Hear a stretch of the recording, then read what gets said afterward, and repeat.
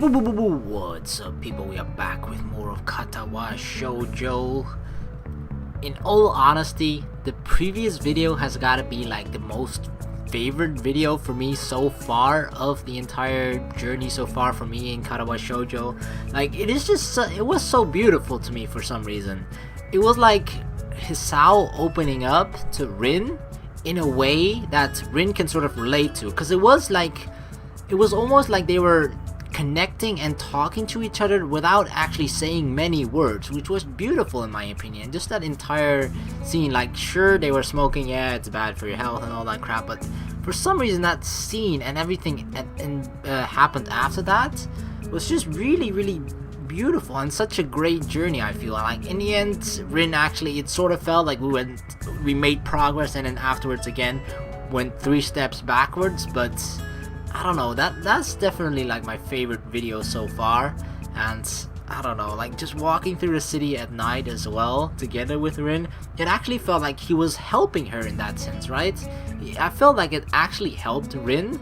So Hisao was, I felt like he's been sort of acting a lot of fear, and it reminds me of very like an angsty teenager, you know? I sort of feel like he's been acting that way most of the time.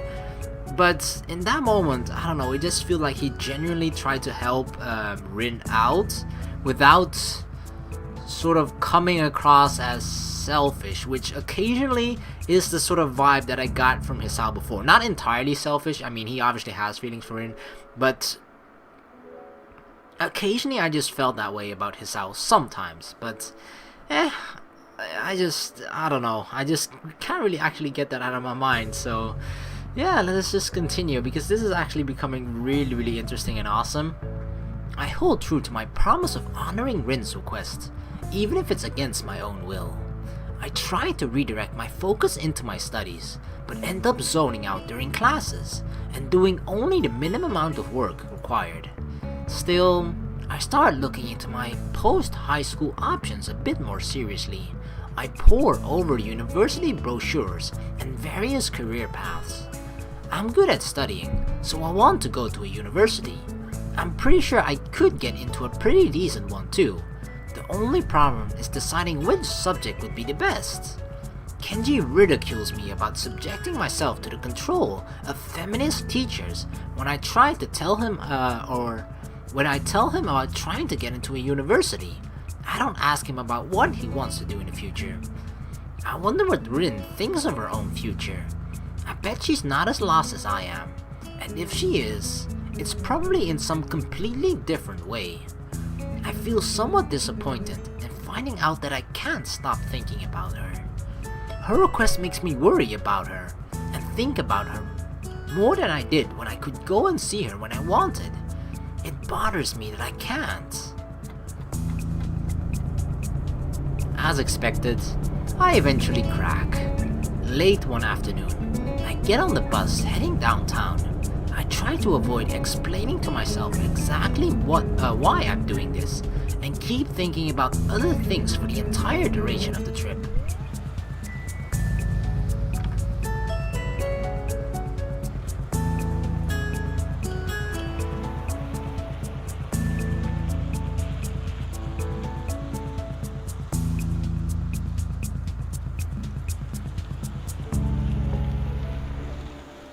After a 5-minute walk, I'm standing in front of the gallery. Oh, Hisao, don't do it. Don't do it. Just honor her request, seriously. I walk past it to the door of the atelier, but at the last moment, I lose my courage and continue on all the way to the next corner, at which point I turn back. Will Rin hate me if I go and see her? I wonder what she's like when she's angry. I've never seen her angry. The worst thing would be if I actually ruined something by going to see her, like she seemed to imply would happen. But there's no way that could be true, can there? It's just one of her quirks. I walk back down the street and end up passing the atelier door for the second time. Only this time, as I continue all the way to the gallery, its owner is standing just outside the door, watching me. I thought that was you. What are you doing? I really don't want to explain the circumstances between Rin and me, so I get flustered and end up mumbling something unclear. She takes stock of me and then sighs deeply, looking wryly amused somehow. I hope she didn't misunderstand. Would you like to come in? Your teacher's visiting. We were discussing Rin's exhibition. Thanks for the invitation, but I really should... Don't be shy now. Come on in. Oh, Nomiya is here. I follow Sei inside, finding that our art teacher indeed is there. Nomiya is standing at the big desk, contemplating what looks like an invitation card.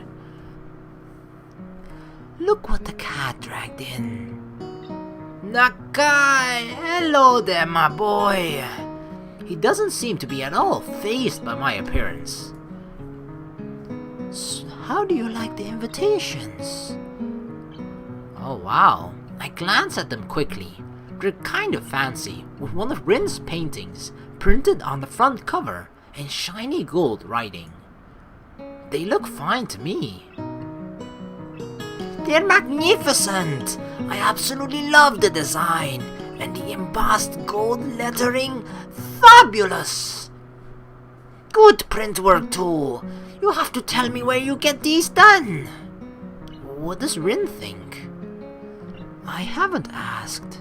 She said she'd be fine with my decision anyway.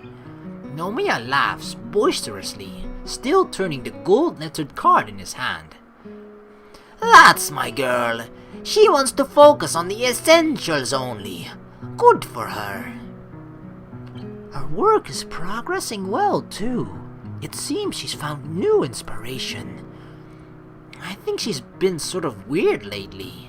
It's like she's wrestling with something. With herself probably. And it makes her confused. She said she had a hard time painting the last time I saw her. It seems to be resolved now, however. You know, she practically lives up there now, right?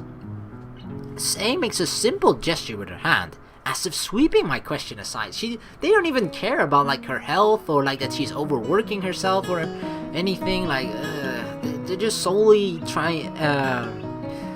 interested in the paintings that she makes and not caring about the person that creates the paintings, you know? Because I feel like that should definitely come first, especially from the teacher, you know? Especially from Nomiya.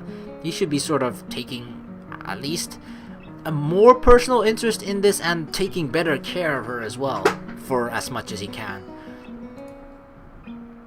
Sure. Don't you think that's weird?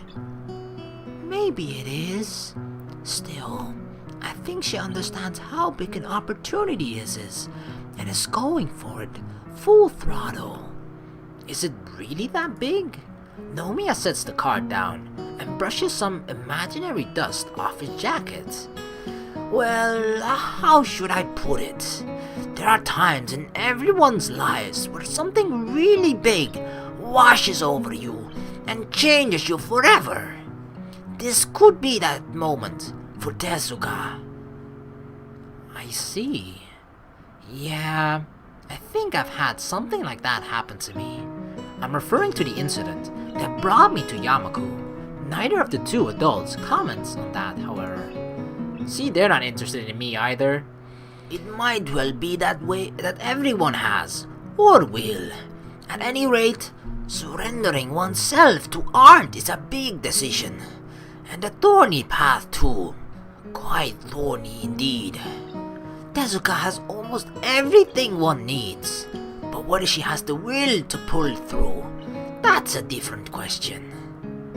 I should know that best. I tried going down this path too, but turned away in the end. I don't understand what he's trying to say. Is that why you're being so supportive of Rin? Why did you turn away from being an artist? I'm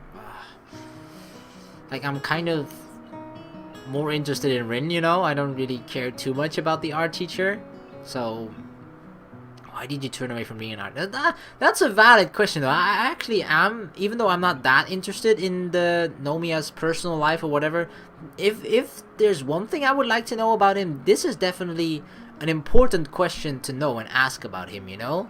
because he mentioned it before as well. I think when we were in like the art club, the art room, he like that he was at least a former artist but gave up somewhere along the line and stuff. So I feel like that might tell him a lot about his motives as well. But it's still gotta go for this one though, I think. Is that why you're being so supportive of Rin? Yep, going with that one. Is that why you're being so supportive of Rin? Because you know it's hard? Sei answers me instead of the art teacher. Maybe. Partially. Does that bother you? Well, no. I'm not saying it's a bad thing either. I just don't get it. Like the atelier? It's an amazing place, but it's not being used in who knows how long. And now that Rin came all 17 years and 4 months. I raise my eyes to meet Sei's. A calm, calculating stare, not unlike Rin's own, is fixed upon me. Nomiya's usual smile has suddenly died too. It feels like the air pressure in the gallery has suddenly dropped, along with the temperature. That is how long it's been since someone worked there. Oh. I guess there's a story to everything. Sei crosses her arms with a quiet sigh and leans against the table. Like that means that it's gotta be something important to them and sort of like, I guess maybe tragic in a sense as well. Because she literally remembered it down to the month, right? When it's multiple double-digit years and then you still remember the month and everything, that's gotta have a significant meaning to you, so I'm actually quite interested. The atelier belonged to my husband. He was an artist too. He lived up there. Well, we both lived up there for some time after we got married. We actually met through him, as a matter of fact. That's right. Anyway, we were young and foolish. Or at least, I was. We were studying art at the same school. Art history for me, painting for him. And as he just said, this was all about the time I met your teacher. Anyway, I fell madly in love with this person. Or maybe with his art. He was brilliant. His genius just shone so brightly whenever he put a brush to the canvas. Her voice takes an almost reverent sort of tone as she reminisces about her husband. I look at her hands and notice she's not wearing a wedding band. And on top of that, she keeps speaking in past tense. Oh yeah, he did. He really was the kind of artist who would make history books, one with a direct line to God. That's what I thought anyway. Silly, isn't it? I think we all knew that he was something else back then. Even the teachers. That genius. Well, I'd say it consumed him. Everything. Absolutely everything was second to art, be it social life, getting a job, or even me. It just wasn't as important. It seems that artists can't look at their work as just a job, you know. It's something more fundamental to them. It was hard to live with a person like that. Hard to be married to a person like that. She takes a pause and looks to see if I understood. I guess the point of the story hasn't emerged yet. That, or I've missed it. It sort of feels like she's trying to compare both her husband and Rin. Like there seems to be like similarities to that when you compare how much of a struggle it is for Hisao to sort of not only just to build up this relationship with Rin, right? I mean, they're not even at the same point, which Sei was with her husband, of course, but Hisao is kind of trying to get there, but you just sort of get the sense that for her, that they are fairly similar people, especially when it comes to art. Her dead husband and Rin. So, How did you cope with it? My question, probably exact one she was waiting for, draws a dry chuckle out of her. However I could. Sometimes it was hard. Sometimes I fooled myself into believing he would change. I pursued my own things too, so it was easy just to let him be. It's not like you can stop an artist from painting if he wants to paint. Plus, being with an artist is fascinating. I can't say that I hated it. Art schools are full of all sorts of posers and pretentious smucks, but true artists are lovely people in general. I think that's why your teacher has taken such a shine to our little kitten. She really has the makings of an artist, and a good one at that. She wants to paint. She must paint. Quite so. She's the best student I've ever had. It's just about her finding her own way now. Maybe that's why I wanted to give her this chance. If she goes to an art school, it'll be good for her. Artistic expression is about finding one's own place to be, your own limits, and then working with that, to expand them, to break them, whatever works best, but you have to know the limits of what you can do. Anyway, long story short, my husband was a person without these kinds of limits, a unique individual, but a human being can't endure a thing like that. He died young. After he was gone, I couldn't stand the atelier anymore and tried to forget him. That kind of thing happens. You could say that his flame was bright, but brief. Her story comes to an abrupt end, but it doesn't seem like she's going to go any further. Nomiya toys with the invitation cards lying on the table, as if doing something just for the sake of doing it. But what if Rin is like your husband too? What if she's a person who has unlimited potential? Sei's hand twitches, and I see once more that sad look welling up in her face. It's the look she gets when she watches Rin. She definitely thinks that they are very, very similar. The look by which she remembers her husband. I doubt it. Sei stands up and digs in the pocket of her jacket for a cigarette and a lighter. Her hands are shaking. Oh, woman, your eyes and hands don't fool me. I'm going out for a smoke. Wordlessly, Nomiya and I both decide to follow her after a moment.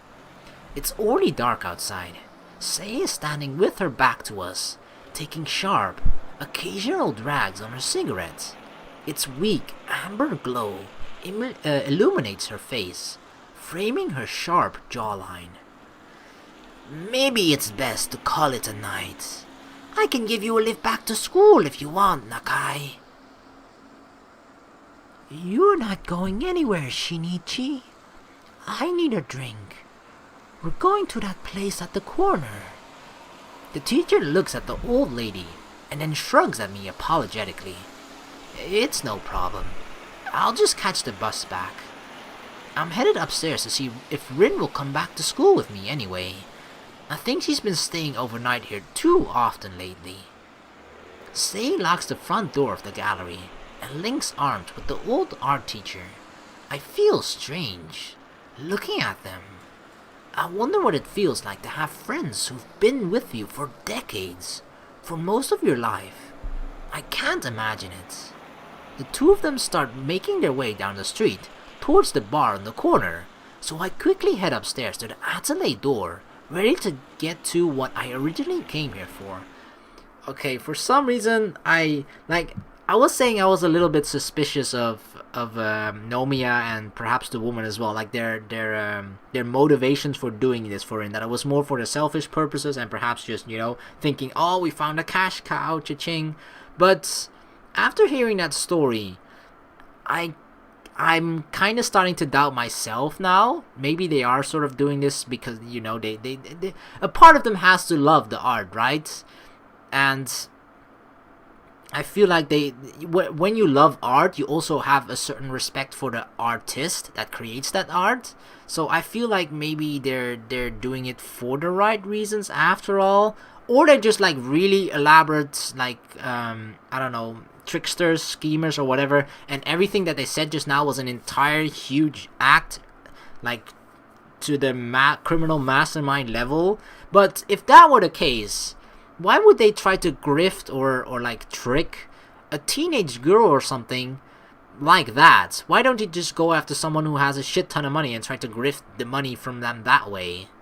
So that's why I mean, like 1% of me thinks that it could have been an entirely huge act that they just put up for some reason.